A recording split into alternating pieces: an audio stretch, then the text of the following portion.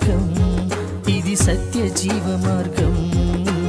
సత్య జీవ మార్గం, ఇది సత్య జీవ మార్గం. మార్గం సత్యం జీవం. మార్గం సత్యం జీవం.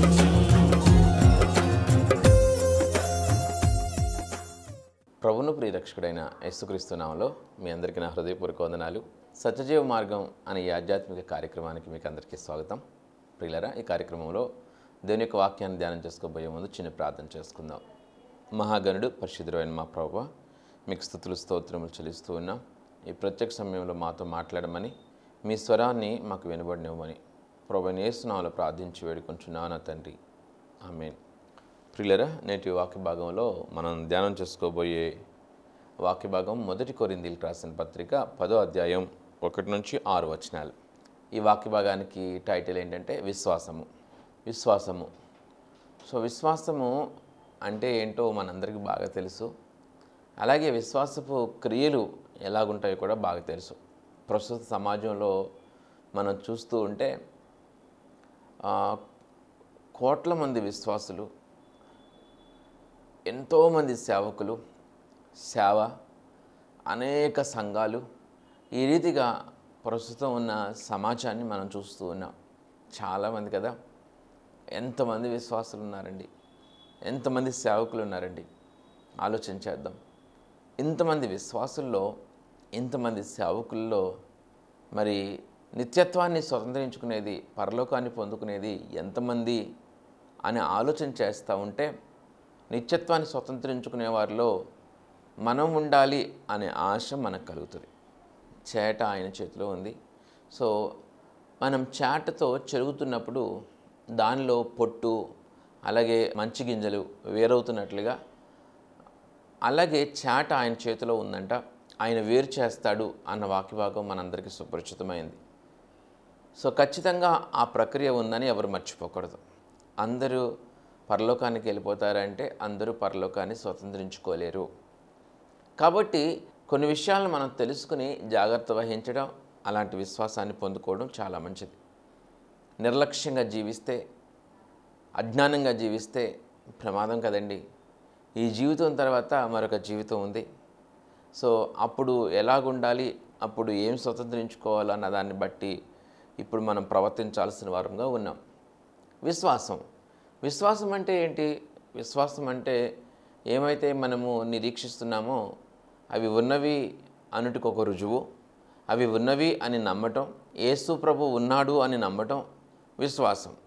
నేను ఇలాగ జీవిస్తే దేవుడు చెప్పినట్లుగా, యేసు ప్రభు చెప్పినట్లుగా, ఆయన నోటి మాట వెలువడినట్లుగా, ఆయన వాక్యానుసారంగా నేను నా జీవితాన్ని కట్టుకుంటే, నా అలవాట్లు మార్చుకుంటే నేను పరలోకం వెళ్తాను, నాకు నిత్యత్వాన్ని దేవుడిస్తాడు అనేది విశ్వాసం.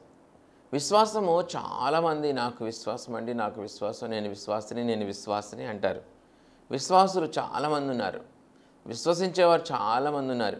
కానీ ఎలాంటి విశ్వాసాన్ని, ఎంత క్వాలిటీ విశ్వాసాన్ని, ఎంత నిజమైన విశ్వాసాన్ని, ఎలాంటి క్రియలు కలిగిన విశ్వాసాన్ని మనం కలిగి ఉన్నామో అది పరీక్షించుకోవాలి. దాని గురించి మనకి తెలియజేయబడాలి. అప్పుడే మనకి క్షేమం అనేది కలుగుతుంది. విశ్వాసిని అంటే సరిపోదు, నేను సేవకుణ్ణి అంటే సరిపోదు, నేను చాలా పెద్ద సేవకుణ్ణి అంటే సరిపోదు, నేను ప్రార్థన చేస్తే దయ్యాలు వెళ్ళిపోతున్నాయి అంటే సరిపోదు, నేను ప్రార్థన చేస్తే స్వస్థతలు వస్తున్నాయి అంటే సరిపోదు, నేను ప్రార్థన చేస్తే అద్భుత కార్యాలు జరుగుతున్నాయి అంటే సరిపోదు. విశ్వాసం ఉండాలి. విశ్వాసం ఉంటే కదండి క్రియలన్నీ జరుగుతాయి. విశ్వాసం ఉంటేనే కదా స్వస్థత వస్తుంది. విశ్వాసం ఉంటేనే కదా ఇలా జరుగుద్ది. విశ్వాసం ఉంటే నువ్వు దేవునికి ఇష్టడుగా ఉంటావు. విశ్వాసం ఉంటే నీ క్రియలలో అలాంటి స్పష్టత, అలాంటి పరిశుద్ధత, పవిత్రత ఉంటుంది. విశ్వాసం అంటే ఏంటి? మనము ఒక పనికి వెళ్ళి ఒక 8 గంటలు, ఒక 10 గంటలు చాలా కష్టపడతాం. ఆ కష్టపడిన అనంతరం ఒక 600, 700, 800 ఇస్తారు. అంటే యజమాని ఒక 600, 700, 800 ఇస్తాడనే విశ్వాసం నీకుంది కాబట్టే 8 గంటలు 10 గంటలు అది సుఖం కాకపోయినా, అది కష్టమైనా, అది ఇబ్బంది అయినా, అది శ్రమ అయినా భరించావు, సంతోషంగా చేసావు. నీలో ఓపిక లేకపోయినా ఓపిక తెచ్చుకుని పని చేసావు. ఎందుకని అంత కష్టం నువ్వు చేసావు? ఎందుకని అంత ఓపిక లేకపోయినా ఓపిక తెచ్చుకుని పంటి బిగుతో ఆ పని చేసావు? ఎందుకు ఆ శ్రమను భరించావు? ఎందుకు అంత కష్టాన్ని భరించావు అంటే, యజమాని 600 ఇస్తాడు, 700 ఇస్తాడు, 800 ఇస్తాడనే విశ్వాసం. ఆ 600 వలన, లేకపోతే 800 వలన నాకు క్షేమం కలుగుద్ది, నాకు సమృద్ధి కలుగుద్ది, నా అవసరతలు తీరతాయి, నా కుటుంబం పోషింపబడుతుంది, నా బిడ్డలకి పట్టెడన్నం పెట్టుకోగలుగుతాను అన్న విశ్వాసం చేత ఆయా వ్యక్తి 8 గంటలు కానీ 10 గంటలు కానీ కష్టపడటానికి సముఖత చూపిస్తాడు. నీవు దేవుని యొక్క వాక్యానికి అనుకూలంగా జీవించుతున్నావా? నువ్వు దేవుని యొక్క వాక్యానికి అనుకూలంగా జీవించడానికి నీ మనసును నిలుపుకుంటున్నావా? నిలుపుకోవటం లేదా? నీకు విశ్వాసం ఉంటేనే నువ్వు నిలుపుకుంటానికి ఆశ ఎక్కువ ఉంటుంది. మనకి స్థిరమైన విశ్వాసం దేవుని పట్ల ఉన్నప్పుడు మనకి నమ్మకంగా జీవించాలనే ఆశ, తపన పెరుగుతాయి. అలాంటి దానికి ప్రాధాన్యతనిస్తాం. అలాంటి దానికి ఖచ్చితంగా ప్రాధాన్యతనివ్వాలని తెలుసుకోవాలి. కొరింథీయులకు రాసిన మొదటి పత్రిక 10వ అధ్యాయం 1-6 సహోదరులారా, ఈ సంగతి మీకు తెలియకుండుట నాకు ఇష్టం లేదు. అదేదనగా, మన పితరులందరూ మేఘము క్రింద నుండిరి, వారందరూ సముద్రములో నడిచిపోయిరి. అందరూ మోషేని బట్టి మేఘములోనూ సముద్రములోనూ బాప్తిస్మము పొందిరి. అందరూ ఆత్మ సంబంధమైన ఒకే ఆహారమును భుజించిరి. అందరూ ఆత్మ సంబంధమైన ఒకే పానీయమును పానము చేసిరి. ఏలయనగా తమ్మును వెంబడించిన ఆత్మ సంబంధమైన బండలోనిదే త్రాగిరి. ఆ బండ క్రీస్తే. అయితే వారిలో ఎక్కువ మంది దేవునికిష్టులుగా ఉండకపోయిరి గనుక అరణ్యంలో సంహరింపబడిరి. వారు ఆశించిన ప్రకారం మనము చెడ్డవాటిని ఆశింపకున్నట్లు ఈ సంగతులు మనకు దృష్టాంతములుగా ఉన్నవి.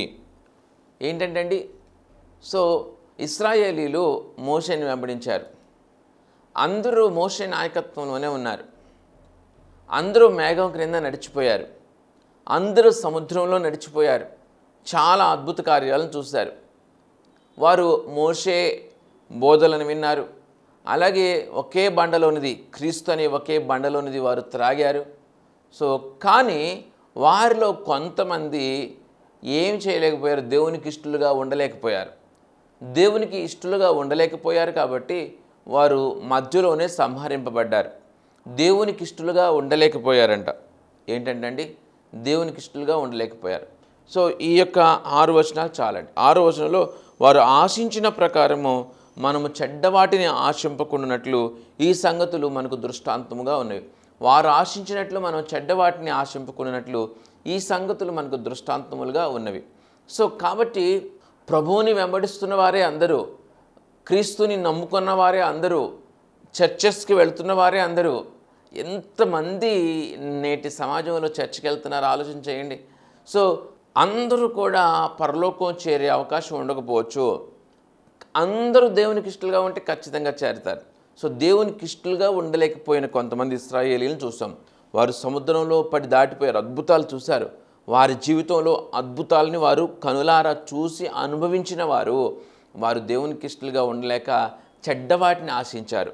దేవునికి ఇష్టలుగా ఉండలేక చెడ్డవాటిని ఆశించారు. దేవుని కార్యాలను చూసిన వారు అద్భుతమైన కార్యాలని, సముద్రము 2 పాయలుగా చీలిపోయి ఆరిన నేలను నడవడం మహా అద్భుతం. అలాంటి అద్భుతాన్ని చూసిన తర్వాత కూడా దేవునికి ఇష్టలుగా ఉండటానికి వారి మనసును నిలుపుకొనక చెడ్డవాటిని ఆశించి సంహరింపబడినట్లుగా, వారు ప్రాణాన్ని కోల్పోయినట్లుగా మనం చూస్తూ ఉన్నాం.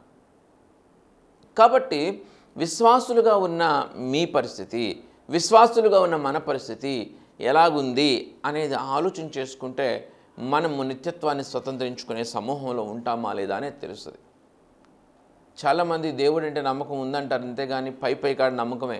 బాప్తిసం పొందడానికి అనేక అడ్డంకులు కనిపిస్తూ ఉంటాయి. అనేక అడ్డంకులు కనిపిస్తాయి. చాలా అడ్డంకులు కనిపిస్తాయి. పిల్లల పెళ్ళిళ్ళు, లేకపోతే అది చేయాలి, ఇది చేయాలి, లేకపోతే 2 సంవత్సరాల తర్వాత తీసుకుంటా, 3 సంవత్సరాలు తర్వాత తీసుకుంటా, ఇలాగూ బాప్తిసం తీసుకోవడం కోసం పోస్ట్పోన్ చేస్తూ ఉంటారు. బాప్టిజం తీసుకోవడం కోసం పోస్ట్పోన్ చేసినవాడు దేవునికి ఇష్టడుగా ఇంకా అన్ని సందర్భాల్లో ఎలాగ ఉండగలుగుతాడు? సో చాలా అది కష్టం కదా.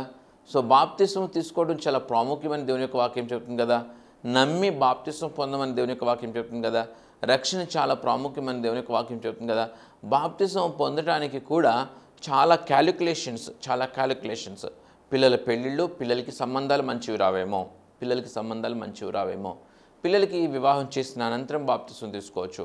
ఒకవేళ పూజలో కూర్చోవాల్సి వస్తే, ఒకవేళ బాప్తిస్మం తీసుకున్నారు వీళ్ళు క్రిస్టియన్స్, వీళ్ళ పిల్లల్ని పెళ్లి చేసుకుంటే ఎలాగని మంచి సంబంధాలు రావేమోనని, ఇలాంటి అనేక క్యాలిక్యులేషన్స్ మీరు చేసుకుంటున్నారంటే మీ విశ్వాసపు స్థాయి ఎక్కడుంది, ఎంతుంది, మీ విశ్వాస పరిమాణం ఎంతుంది, దేనికి మీరు ప్రాముఖ్యతనిస్తున్నారు ఆలోచన చేయండి. సో విశ్వాసం ఉన్నప్పుడు తహతహలాడతాం. విశ్వాసం ఉన్నప్పుడు అమ్మో నాకు నిత్యత్వం కావాలి, పరలోకం కావాలి, అది శాశ్వతమైన జీవం, అలాంటి జీవం, అలా దేవునితో ఉండే స్థితి నాకు కావాలి అని మనకు ఆశ కలుగుతుంది.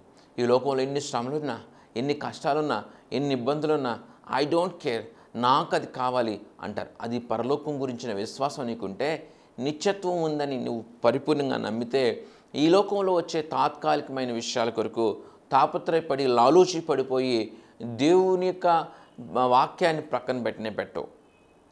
సో కాబట్టి బాప్తిస్మం విషయంలో పోస్ట్పోన్ చేయకండి. మీరు నిజంగా విశ్వాసం కలిగిన వారైతే నమ్మి బాప్తిస్మం పొందిన దేవుని యొక్క వాక్యం చెప్తున్న ప్రకారం మీరు కూడా నమ్మి, మీ వయస్సు ఒకవేళ నాకు 22 నాకు 23 సంవత్సరాలేనండి, నేను ఇప్పుడే బాప్తిస్మం పొందితే ఎలాగండి అనుకుంటున్నారేమో.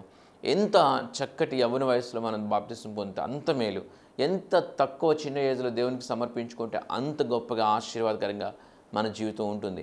కాబట్టి దేవునికి మన జీవితాన్ని సమర్పించుకోవాలి, దేవునికి అనుకూలంగా మన జీవితాన్ని మార్చుకోవాలి, బాప్తిస్మం పొందాలి. కొంతమంది పిల్లలు బాప్తిస్మం పొందుతానంటే తల్లిదండ్రులు అడ్డంకి చెప్తూ ఉంటారు, ఇప్పుడు కాదులే నాన్న తర్వాత బాప్తిస్మం తీసుకుందా కానీ, ఇప్పుడు కాదులేమ్మా తర్వాత తీసుకుందా కానీ. ఆడపిల్లలకి బాప్తిస్మం పొందితే ఆడపిల్లలు దేవుని నమ్ముకుంటే వారికి వివాహాలు లేట్ అవుతాయేమో, అలాంటి భర్తను తీసుకురాలేమో, అలాంటి భార్యను తీసుకురాలేమో అనే ఒక దిగులు, ఒకలాంటి అపనమ్మకం, మరి ఏదో ఆలోచన విధానాలు, మంచి సంబంధం రాదు, ఉన్న సంబంధం రాదు, ఐశ్వర్యవంతులు రారు, మంచి జాబ్ చేసేవాళ్ళు రారు అనే ఎన్నో ఆలోచనలతో మరి పోస్ట్పోన్ చేసేవారు ఉన్నారు. వారికి నిజంగా దేవుడు అంటే విశ్వాసం ఉందా? వారు అనుకుంటున్నారు, భ్రమపడుతున్నారు అంతే. నిజంగా దేవుడు అంటే విశ్వాసం అండి, నిజంగా పరలోకం అంటే విశ్వాసం అంటే ఇలా చేయరు. కాబట్టి భ్రమలో నుంచి బయటకు వచ్చి నిజ విశ్వాసాన్ని కలిగి ఉండటానికి ప్రయత్నం చేయండి. నిజ విశ్వాసం కలిగి ఉన్నప్పుడు ఇలాంటి క్యాలిక్యులేషన్స్ చేయరు. పరిపూర్ణమైన సమర్పణ వారి జీవితాల్లో ఉంటుంది. దేవునికి ఎక్కువ ప్రాధాన్యత వారి జీవితాల్లో కనిపిస్తూ ఉంటుంది. అలాగే సెలక్షన్ విషయంలో కూడా, వివాహ విషయంలో సెలెక్ట్ చేసేటప్పుడు కూడా ఎలాంటి సెలక్షన్స్ చేస్తారు? వివాహం అవ్వాలి కాబట్టి బాప్తిస్మాన్ని పోషణ చేశారు.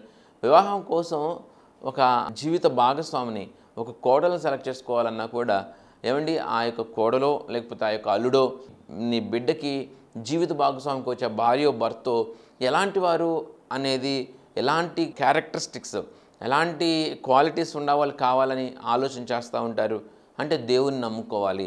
ఇది జూజాయిగా ప్రప్రథమంగా ఇంత ఆలోచన ఉంటుంది. దేవుని నమ్ముకున్న వాడు వస్తే బాగుండమ్మా, దేవుని నమ్ముకున్న అమ్మాయి వస్తే బాగుండు అని చెప్పి కొంచెం ఆలోచన ఉంటుంది. కొంచెం ఆలోచన ఉన్నాక ఒకవేళ 1-2 సంబంధాలు, బాగా ఐశ్వర్యవంతమైన సంబంధాలు వచ్చినా, బాగా డబ్బుండి, బాగా పలుకుబడి ఉండి, బంధుబలగం ఉండి, బలం కలిగిన సంబంధాలు 2 మ్యాచెస్ వస్తే మనసు లాగుతూ ఉంటుంది, గుంజుతూ ఉంటుంది.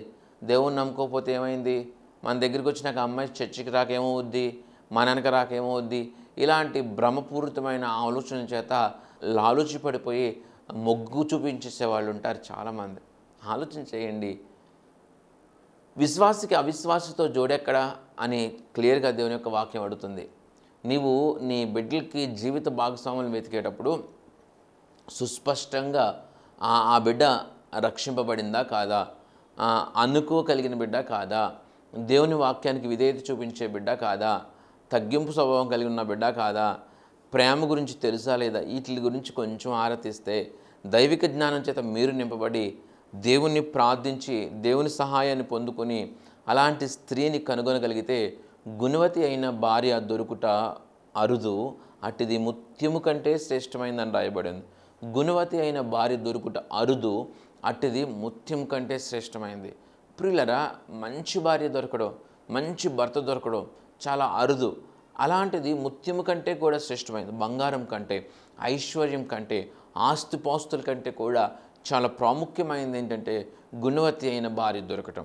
సో దైవిక జ్ఞానం చేత నింపబడి దేవుని జ్ఞానం ప్రకారం, దేవుని నడిపింపు ప్రకారం నడుస్తున్న బిడ్డలు నీ బిడ్డలకి జీవిత భాగస్వాములుగా రావాలి. కానీ నీవు ఎంతో ప్రార్థన చేస్తావు, నువ్వెంతో దేవుడు అంటే ఇష్టం కలిగి ఉంటావు, ఎన్నో కార్యక్రమాలు నువ్వు పాలుపంపులు పొందుతావు.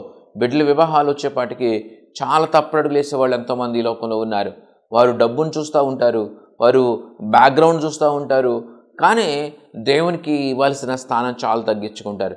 బాప్తిసం పొందపోతే అప్పుడప్పుడు రక్షణ ఇచ్చి చేసుకునేవారు, లేకపోతే చర్చికి వెళ్ళనమ్మైనా సరే మన దగ్గరికి వచ్చి నాకు వస్తుందిలే, మారద్దులే అని భ్రమపడేవారు, అందాన్ని చూసేవారు, రకరకాలుగా తప్పంటలేదు. ఒకవేళ అన్నీ కుదిరితే సంతోషం, కానీ ప్రప్రథమంగా ఎక్కువ ప్రియారిటీ ఇవ్వాల్సింది దైవిక జ్ఞానానికే, రక్షణకే, బాప్తిస్మానికే, తగ్గింపు స్వభావానికే, దేవుని యొక్క వాక్యానుకూలమైన జీవితానికే. అలాంటి జీవిత భాగస్వామ్యం అని చెప్పి మీరు బాగా ప్రార్థన చేసి దేవుని యొక్క కార్యాన్ని మీ జీవితంలో మీరు పొందుకుంటే ఆ యొక్క వైవాహిక జీవితం అద్భుతంగా చాలా చాలా అద్భుతంగా ఉంటుంది.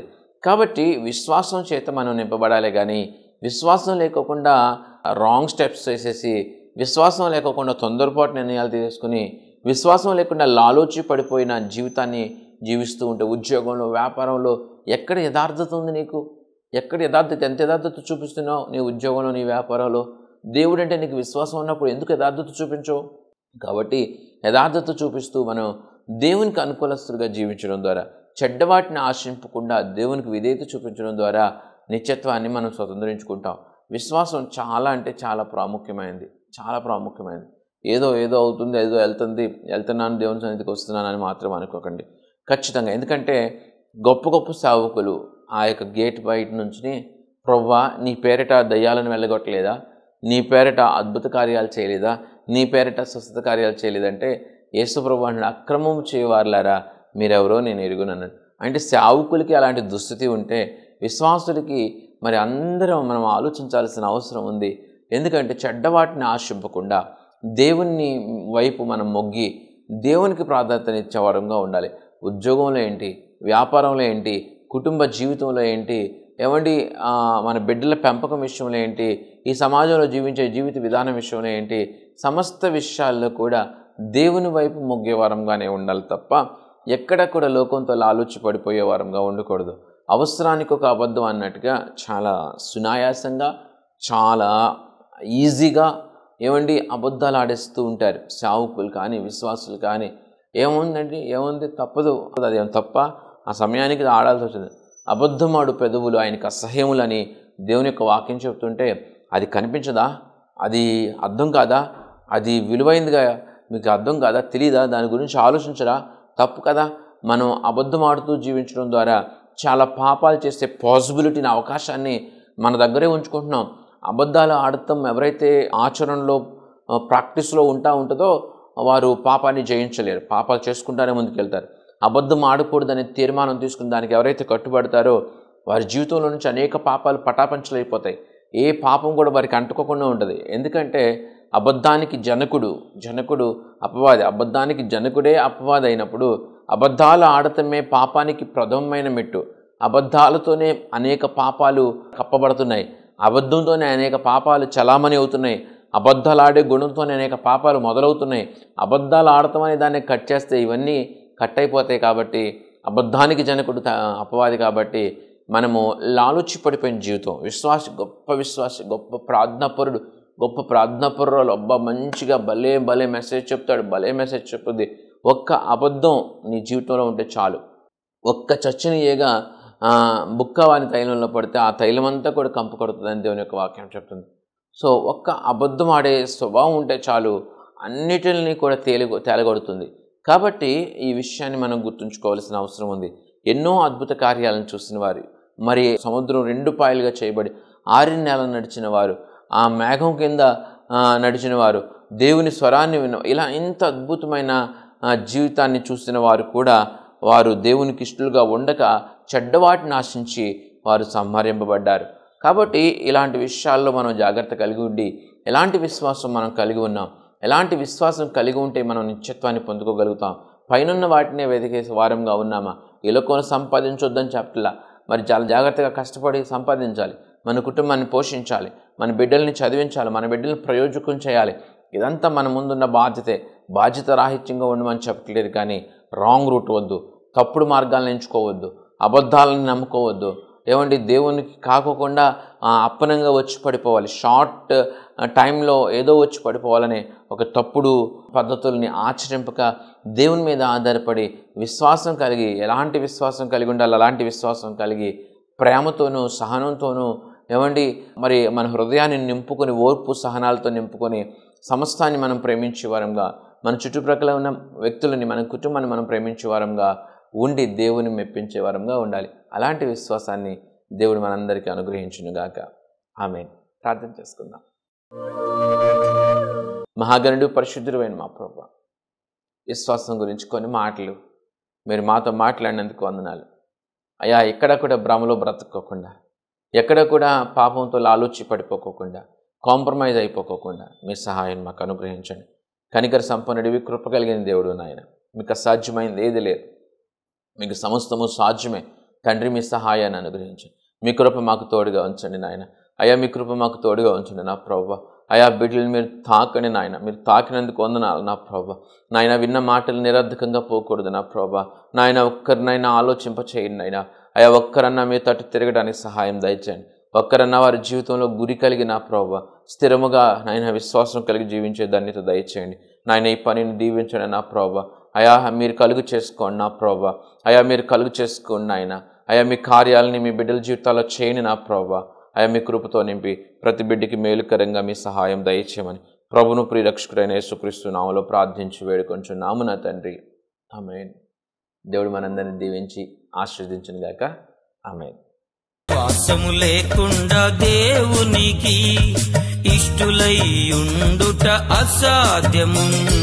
విశ్వాసము లేకుండా దేవునికి ఇష్టులై ఉండుట అసాధ్యము.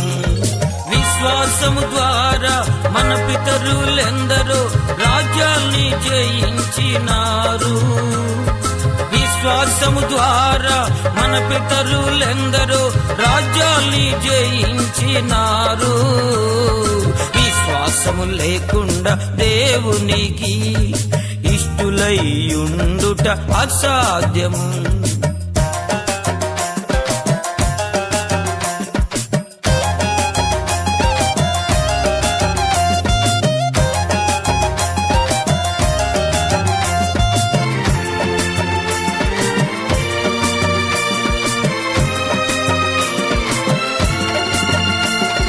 హానోకు తన మరణము చూడకుండా పరమునకు ఎత్తబడిపోయెనుగా.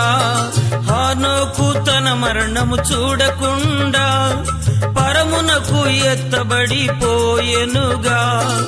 ఎత్తబడక మునుపే దేవునికి ఇష్టుడై ఉండినట్లు సాక్ష్యముందెను. ఎత్తబడక మునుపే దేవునికి ఇష్టుడై ఉండినట్లు సాక్ష్యముందెను. విశ్వాసము లేకుండా దేవునికి ఇష్టులై ఉండుట అసాధ్యము. విశ్వాసము లేకుండా దేవునికి ఇష్టులై ఉండుట అసాధ్యము. విశ్వాసము ద్వారా మన పితరులెందరో రాజ్యాల్ని జయించినారు. విశ్వాసము ద్వారా మన పితరులెందరో రాజ్యాల్ని జయించినారు. విశ్వాసము లేకుండా దేవునికి ఇష్టులై ఉండుట అసాధ్యము. ఈ వర్తమానాలు ప్రతి ఆదివారం ఉదయం 7:30 గంటలకి, ప్రతి ఆదివారం సాయంత్రం 7:30 గంటలకి మీ అభిమాన ప్రవచన టెలివిజన్లో ప్రసారం అవుతున్నాయి. తప్పగా చూడండి. అలాగే యూట్యూబ్ ఛానల్ జోసఫ్ సుశీల్ని సబ్స్క్రైబ్ చేసుకోండి. మరి ఇతరులు కూడా ఆ ఛానల్ని సబ్స్క్రైబ్ చేసుకునే విషయంలో మీ పాత్ర మీరు పోషించండి. ఎందుకంటే దేవుని పనిలో అందరం జత పని వారము. మరి అట్టి పని మనం చేసినట్లయితే ఆ పని ద్వారా కూడా దీవెన మనకు వస్తూ ఉంది. అందరికీ కూడా సువార్తను వ్యాప్తి చెందించాల్సిన బాధ్యత ఉంది. మరి మీరు శిష్యులుగా తయారై ఇతరులను కూడా శిష్యులుగా తయారు చేయమని దేవుడు చెప్తూ ఉన్నాడు. సువార్త పనిలో మీరు కూడా పాలిభాగస్తులగినట్లుగా జోసెఫ్ సుశీల్ అనే యూట్యూబ్ ఛానల్ని మీరు సబ్స్క్రైబ్ చేసుకోండి, ఇతరులకి షేర్ చేయండి. మీ స్నేహితులు బంధువులు కూడా దాన్ని సబ్స్క్రైబ్ చేసుకుని ఈ విలువైన వర్తమానాలు, వారు దేవుని మాటలు విలువైనవండి, దేవుని జ్ఞానం విలువైనది. ఆ జ్ఞానంతో మన హృదయం నింపబడినప్పుడు మన జీవితాలు ఆశీర్వదింపబడతాయి. కాబట్టి ఈ వర్తమానాలు వారు కూడా విన్నట్లుగా షేర్ చేయండి. ప్రియులారా, దేవుడు మనందరినీ దీవించును గాక. ఆమేన్. మీ అందరికీ నా హృదయపూర్వక వందనాలు. ప్రియమైన సహోదరి సహోదరులారా, మీకు నా హృదయపూర్వక వందనాలు తెలియచేస్తున్నాను. మీ ఆత్మీయ జీవితం ఎలా ఉంది? ఈ జీవన పయనంలో ఎదురయ్యే శోధనలలో విజయం పొందుకుంటున్నారా? మంచిది. మనం శోధనలను సహించి విజయం పొందటం ద్వారా మన పరలోకపు తండ్రి ఎంతో సంతోషిస్తారు. ప్రార్థనకు, వాక్య ధ్యానానికి, పాటలతో ప్రభువును స్తుతించటానికి నీవు ఖచ్చితంగా ప్రతిరోజు సమయం కేటాయించాలి. అప్పుడే నీవు లోకంలో ఉంటూనే నిష్కలంకంగా జీవించగలవు. చెట్టు మంచిదైతే విత్తు మంచిదవుతుంది. యథా రాజా తదా ప్రజ. మంచి కాపరిని కలిగిన మందలు ధన్యమైనవి. చిన్న కుటుంబం చింతలు లేని కుటుంబం. పెద్ద సంఘం కావాలి అని కాదు, మంచి సంఘం కావాలి అనుకోవాలి. అట్టహాసాలకి, ఆడంబరాలకి, ఆటపాటలకి ఆకర్షితులు కాక ప్రభువుకు సంపూర్ణ విధేయత చూపిస్తూ మంచి నడవడిక, మంచి సాక్షి జీవితం, మంద పట్ల బాధ్యత కలిగిన కాపరిని ఎంచుకోవాలి. ఆ సంఘంతోనూ ఆ సేవకునితోనూ తద్వారా ప్రభువుతో అంటుకట్టబడి ఉండాలి. మీ కష్టార్జితం, మీ దశమ భాగాలు మీరు సంతోషంగా దేవునికి కానుక ఇవ్వాలనుకున్నప్పుడు వాటిలో శ్రేష్టమైనవి, అత్యధికమైనవి మీ సంఘ కాపరికి మాత్రమే ఇవ్వాలి. మంద కాచేవాడు మంద పాలుకి అర్హుడు. ఎక్కడో ఉండే టీవీ వర్తమానికుడు ఎంతవరకు నీ మంచి చెడ్డ పట్టించుకోగలడు? ఎంతవరకు నీ యోగక్షేమాలు పట్టించుకోగలడు? నీ కన్నీరు చూడగలిగేది, నిన్ను పట్టించుకోగలిగేది, నీవు ఆశీర్వదింపబడితే సంతోషించేది నీ సంఘ కాపరి మాత్రమే. నీ సంఘ కాపరిని సంతోషపరచు, ఘనపరచు. ఆయన కంటనీరు రాకుండా చూసుకోవాలనే కోరిక నీవు కలిగి ఉంటే ప్రభువు సమస్తం చూస్తూ ఉన్నాడు. ప్రభు సేవలో మీ జోసెఫ్ సుశీల్.